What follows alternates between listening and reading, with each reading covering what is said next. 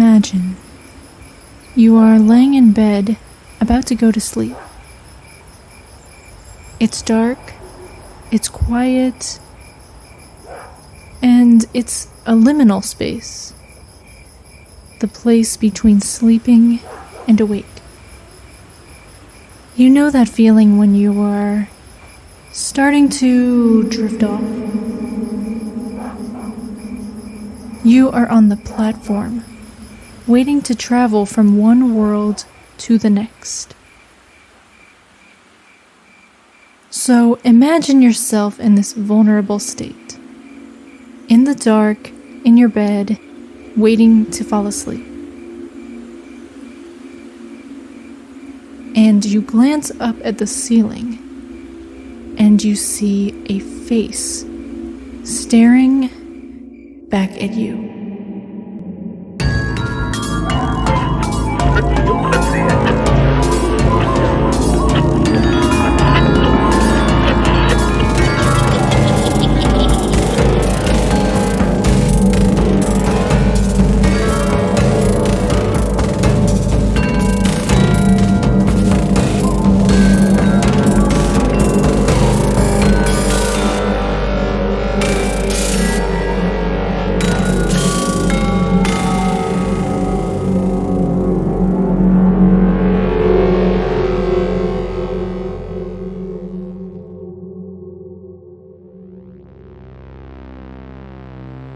Hello and welcome. My name is Goblin, and we are going to be reading some ghost stories. We're going to be reading stories off of my favorite website where I go to read first-hand paranormal experiences. The website is called Your Ghost Stories. All the tales we are going to be hearing tonight follow a common theme, and the theme is on the ceiling. In addition to reading these stories, we're going to mix in a little science and a little folklore and just explore all that might be relevant to what we hear in the stories and our topic at hand. So with all that said, let's get started, and let's get to our first ghost story.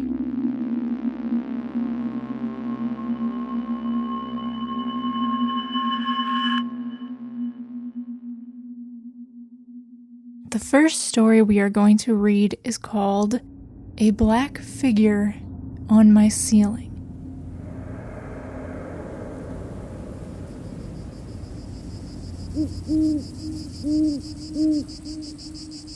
This incident took place in Sacramento, California, when I was around 22 to 23 years old. I'm now 30. At the time, I decided to stay the night at my boyfriend's house because it was getting too late to go home.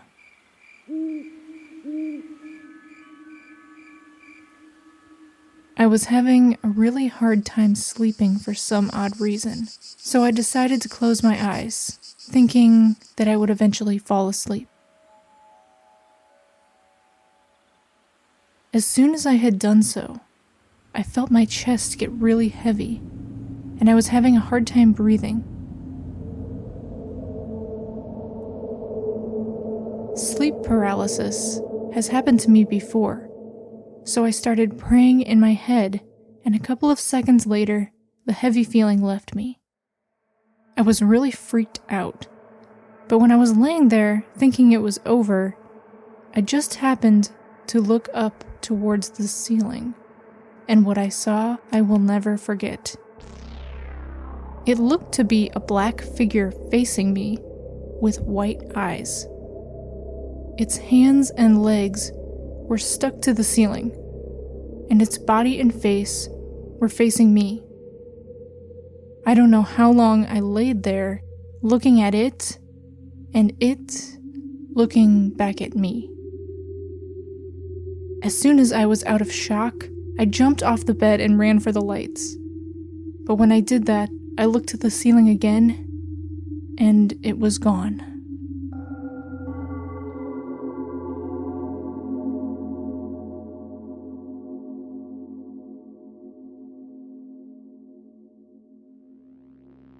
The author of this story mentions sleep paralysis, which is a parasomnia or sleep disorder that involves hallucinations, feelings of heaviness on the chest, trouble breathing, and of course, the inability to move, hence its name. The author mentions experiencing several of these symptoms in their story. They even admit to having experienced sleep paralysis before. Accounts of sleep paralysis are equal parts fascinating but terrifying. Those who have experienced it find it to be extremely frightening and unpleasant, and many consider them to be a supernatural event. They often feel like they've been in the presence of a demon or some sort of malignant, otherworldly creature, much like the author of the story we just heard. Perhaps the most terrifying aspect of sleep paralysis are the hallucinations. Common hallucinations are of faces, dark, shadowy figures, or other strange creatures looming over you as you are frozen to your bed, unable to will your body to move. These hallucinations are called hypnagogic hallucinations. Hypnagogia is defined as the transitional state from wakefulness to sleep. Sleep paralysis also occurs in the hypnagogic state, which is also referred to as a threshold consciousness. I was very intrigued by that phrasing, threshold consciousness. Now, if we were to take the wording of that phrase literally, a threshold being a doorway or a passage, then imagine that this state of consciousness itself is a passage between worlds, and a doorway for otherworldly beings to enter the space we are inhabiting. Perhaps between wakefulness and sleep, the veil between our world and other worlds is thin, accessible to spirits, and this could be why people have ghostly sightings right before or right after they have fallen asleep.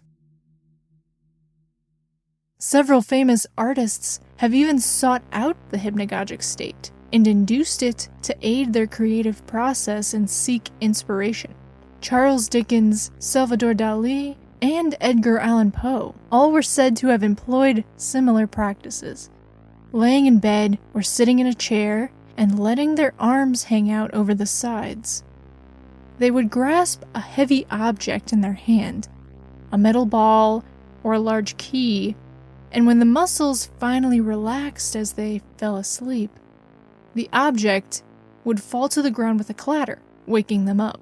Upon waking, the artist would record all that they could remember from that transient, liminal space, the hypnagogic state.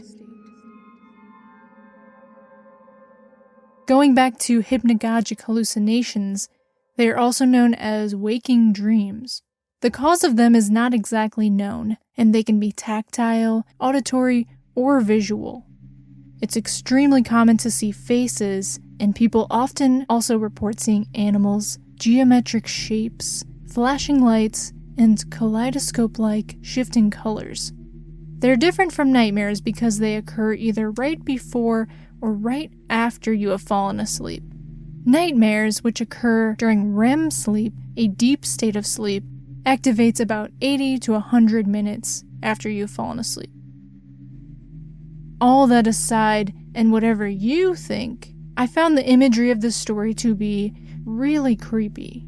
And I picked this particular theme because I thought that apparitions, hallucinations, entities, whatever it may be, are particularly frightening on the ceiling, especially those that are humanoid in nature. The reason being, we certainly aren't expecting to see another person or a face on the ceiling. It's not normal or natural, which leads us to believe that it is something unnatural and possibly dangerous. Therefore, it activates a fight or flight response caused by fear, and I know that there's plenty of movies and media that use this same logic to activate that fear response in the audience. Now, let's carry on to another story of someone seeing something strange on the ceiling.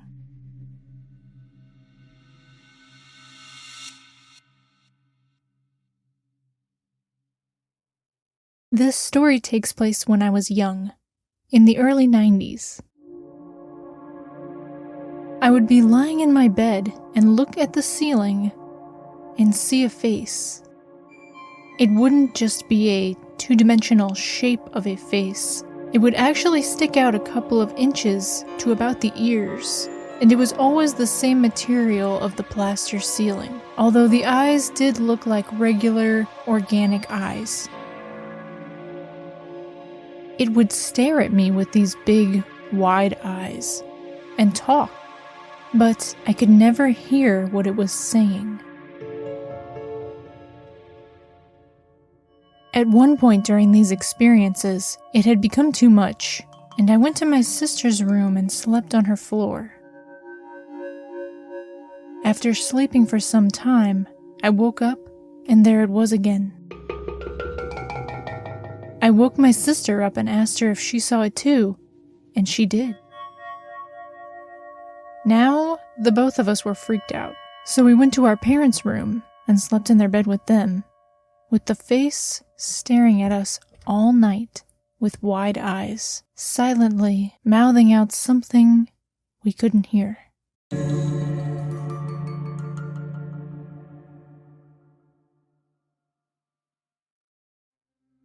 Now that is one creepy story. The imagery of the eyes and the mouth, the lips moving, but no sound coming out. After reading stories on this website, I always make sure to comb through the comments because sometimes people share similar experiences they have had. The story we just heard had several comments that I found to be quite interesting. So, I'm going to read one of those comments now. Username Isabel261 writes, "When I was a child, I had this hanging plant in my room. I hated the hanging plant and begged my mom to take it out of my room. But while she occasionally gave in, she was very particular about decorating and wanted it there. This hanging plant used to spin around, and then a face would form in it, and it would talk to me. Sometimes it just stared at me. I tried to hide under the covers and just not look at it. In the morning, I would look at the plant and think that it must be my imagination. Until one time. In the morning and in the daylight, the plant spun around, the eyes formed, and it said, 'Hi, Isabel.' Hi, Isabel.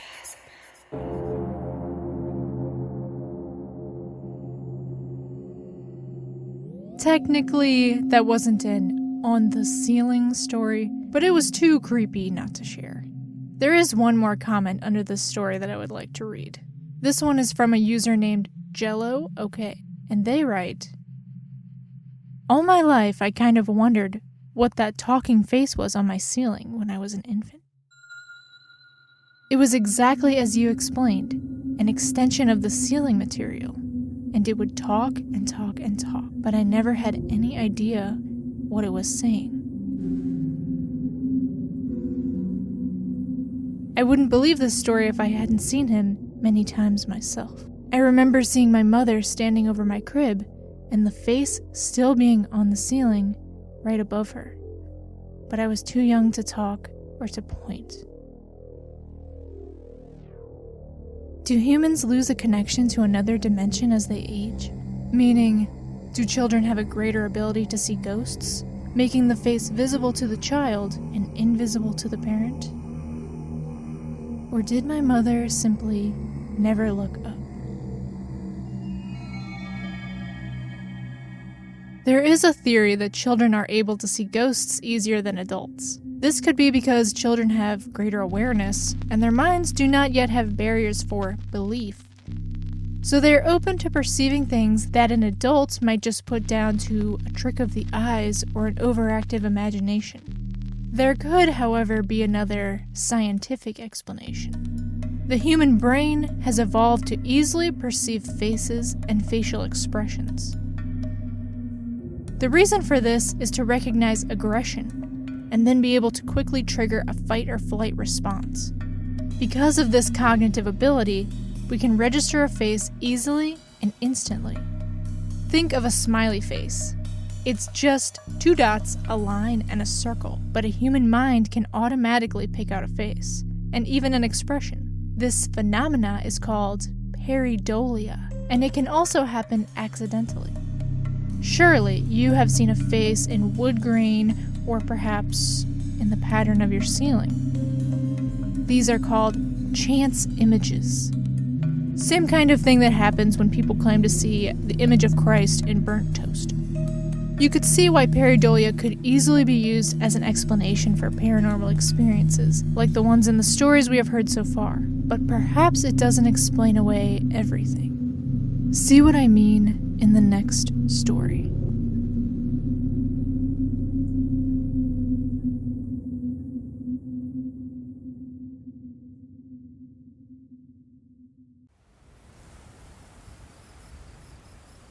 I was asleep in bed. My husband and I had been watching TV, winding down from the day. My husband got up to turn off the television, and when he got back in bed, he accidentally woke me up. The TV was already off, so my eyes were already adjusted to the dark room. Fully awake, I see my husband curling up next to me and roll over to give him more room. Now on my back, I look up and a shock went through me.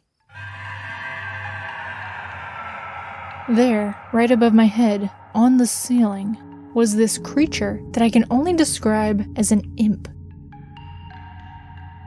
It was dark, like a shadow, but it had clear, defining lines. It was small, slightly bigger than a cat. As I realized what I was seeing, it craned its neck, looking down and over its body to look at me. That's when I saw its face.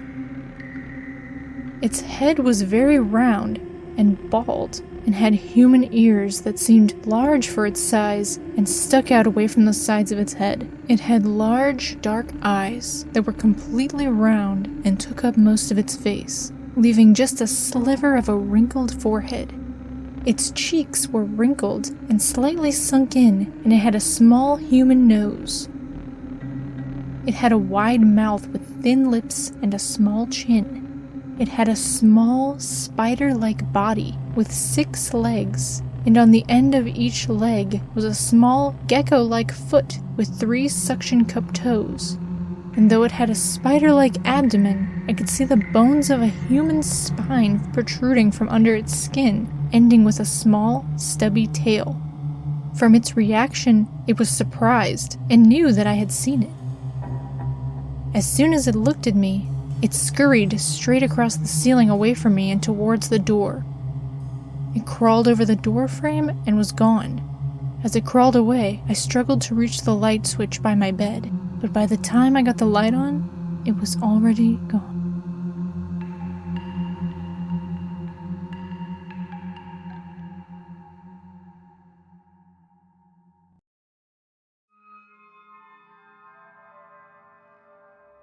The creature described in this story is so strange and unique. While I don't know of anything that resembles the creature described in this account, I did, however, find one in Japanese folklore that does indeed hang from the ceiling. The Tenjo Kudari, or ceiling hanger, is a supernatural creature that takes on the appearance of an ugly old woman with a long, waggling tongue and disheveled hair. It hides in attic crawl spaces and descends to terrorize or devour those sleeping below. We only have a couple stories left, so let's carry on to the next one. It's called Ghost on the Ceiling. It was a perfectly normal day. Nothing of interest happened. The day ended, and I went to bed. I dreamt, but suddenly in the middle of a dream, I awoke with a grim feeling. I opened my eyes and saw the ceiling above me, and on the ceiling was the shadowy figure of a man with an orange light around it. The figure was completely black, and even though it was far above me, it felt as if it were right at my nose. It reached out, as if trying to grab hold of me. I couldn't close my eyes or get up from the bed. I was stuck, frozen in fear. Finally, I moved my hand and pulled my sheets over my head and closed my eyes. I didn't dare to pull off the sheets. I was afraid that if I rose from the bed, I would be within reach of him to grab me. After 15 minutes of terror, I finally got the guts to roll out of bed and spring to the door. I hurried out and turned on the lights before I left the room and ran to the kitchen. There I sat for the rest of the night until my mother came down in the morning, at which time I slowly went back to bed after the room was illuminated by sunlight.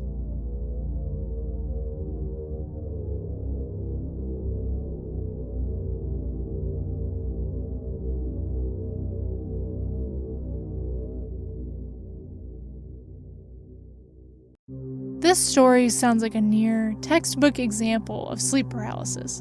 The dark, shadowy figure, the author's inability to move. Not that that makes it any less spooky. There's a great documentary called The Nightmare, all about people's first-hand experiences with sleep paralysis. I highly recommend it if you are interested in this subject.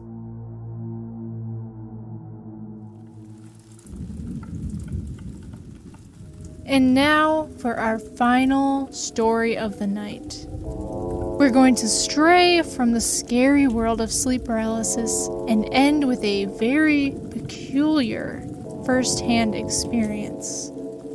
This story is called Rays on the Ceiling. Ever since I can remember, every night before I fell asleep, I saw 3 manta rays circling around my light shade on the ceiling. They were greenish in color and see-through, and every time I saw them when I was younger, I got the feeling that they were watching over me. Whenever I fell asleep, I felt safe because I got the overall feeling that they were protecting me, and if anything was to try and harm me in the middle of my sleep, they would stop it. Around about the time I turned 7, me and my family moved houses, and the rays disappeared.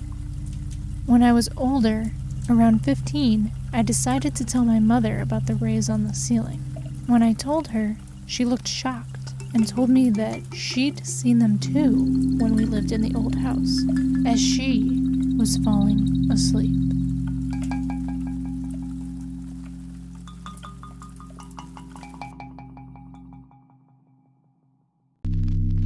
I wanted to share this story because not only is it very unusual, but I have actually had a similar experience of my own. When I was a young child, as I would be laying in the dark in bed, waiting to fall asleep, I would see large images of fish swimming around my room. They looked like faded, translucent aquarium fish. It kind of reminds me of the old Windows 95 fish tank screensaver. It wasn't scary, necessarily, but it seemed so vivid and so real. I would intently watch the fish swim tranquilly around my room as if it were a giant aquarium every night. After a while, I guess it went away and I didn't see them anymore. I'm sure myself and the author of the last story were just experiencing hypnagogic hallucinations. Or was it some sort of glimpse into another realm, a break in reality? Visitations from some sort of spirit animals? Who knows? Well, that is our show for the night. Thank you for joining me. I'll be back next time with more ghost stories with a different theme. You know, these days, most of us go to bed watching television or staring at a phone screen until we pass out.